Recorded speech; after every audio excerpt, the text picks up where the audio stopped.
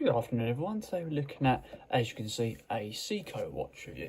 I'm wearing my Seiko today. It's part of my own collection. It's called the Seiko ProPEX Speed Timer. I have done a review of this. Go check out the playlist that is my current watch collection. That video's in there. Seiko ProPEX Speed Timer SSC 813PO, I think it is. It's really bad that I remember that. Assuming that's correct. But it's been changed to a white strap, comes on a stainless steel strap. Go check that one out if you get a chance. For today's purposes, we're looking at the SNX7, SNX S79. Oh, it's got a bit of sticker on it. So get all my section of knives out.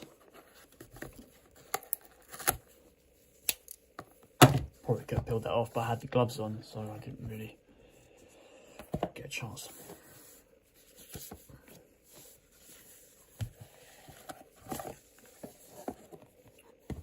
So Seiko's branding usually doesn't change. You usually get a sort of white theme with this very digital style Seiko manual and a nice white theme box. They often do present their boxes really nicely. So let's have a look at the watch inside. So it's nice black cushion, black detailing as well.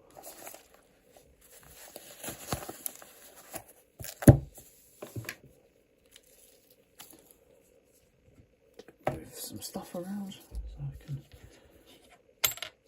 see this watch.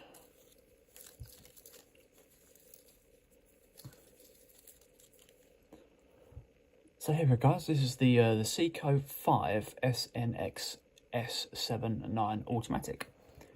There's a bit more of a sort of a classic, contemporary, affordable day date, essentially a date just, with a 37mm case diameter and a 13mm case thickness. Retails at £160, weighs 86 grams, and as you can see, operates on an automatic movement. As you can see from that hand gliding around there, the caliber of the movement is a 7S26 Japanese 21 dual automatic movement with a 21,600 BPH and with a 41-hour power reserve. So that's a little bit about the specs of the actual technical stuff. So let's move on to the more interesting bits, the dial and stuff like that. So the dial is a matte grey style sun ray dial, as you can see from the light reflecting around it. Just going to turn this light off for now so you can see it without the light on. As you can see, that lume is sort of a dark, well, it's like a light green style lume, I suppose you can say.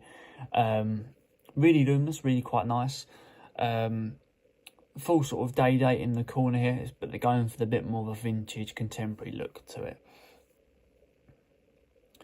Right, fully luminous hands, baton markers are luminous as well, with the Seiko logo on the top there. No sort of markings inside the face that you might expect from, say, the Rolex equivalent, but this one, I mean, a lot of watches don't have that, so it's no issue there.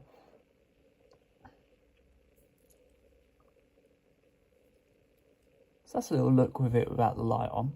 I'm probably going to turn it on now so I can talk about it in a little more detail. But you've got hard Lex glass going over the top of the actual watch. And it's fitted with a Diashock fitting. Couldn't tell you what that is, just saw it on the specs. You guys are going to probably, some experts probably have to Google that for me.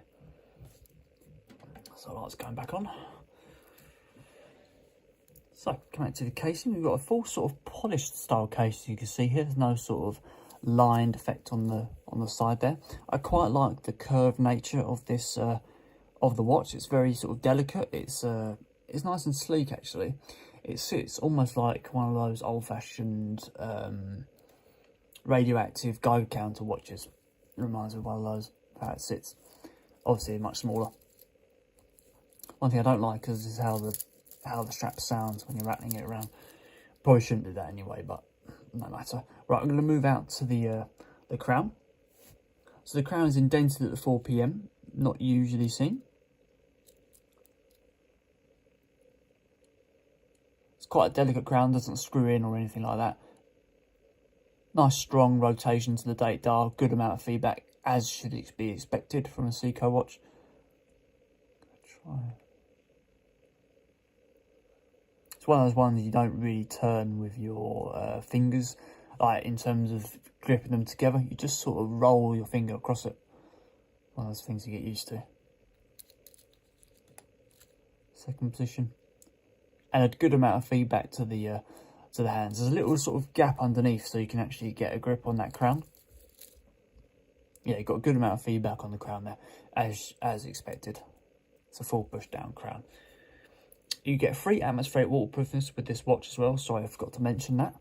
So coming out to the strap, you've got a 19mm, sort of a thin link style strap. It's almost like an oyster petrol strap with thin links, really. Coming down to a deployment style case with a simple flap double fold over system, revealing a sort of a cheaper stainless steel interior component. And lastly, coming around the back of the actual watch, you've got a full skeletal view of that 21 jewel ornament movement in the back there. Just a little bit more sort of markings on the back if you wanted to have a little look at those. See if I can get the camera to focus on that.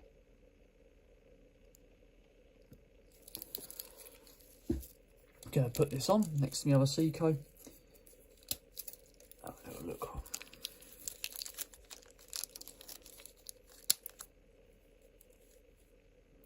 So there we go, guys. That is the Seiko SNX S79 sitting next to a Seiko Propex speed timer.